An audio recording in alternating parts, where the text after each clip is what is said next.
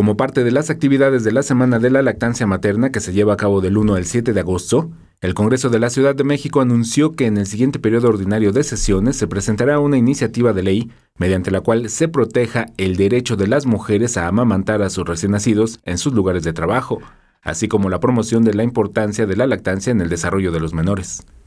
La leche materna es la mejor fuente de nutrición para los niños, ya que contiene los nutrientes necesarios para su desarrollo.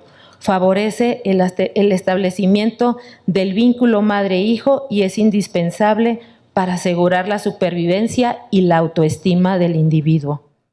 El dictamen establece que la iniciativa privada deberá contar con lactarios en los cuales las mujeres puedan alimentar a sus bebés, que se les respete el puesto de trabajo al ejercer la maternidad con el mismo salario y en el mismo puesto.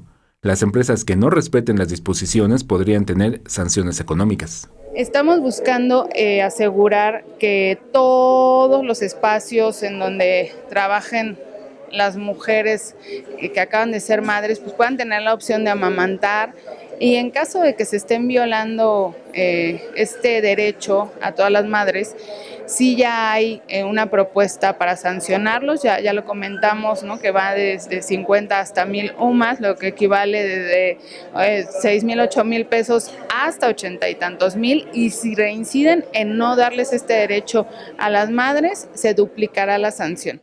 La promoción de la lactancia materna tiene el objetivo de fomentar el desarrollo físico y psicológico entre los recién nacidos de manera armónica y fortalecer el vínculo afectivo entre madre e hijo.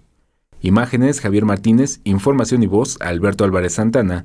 21 Noticias.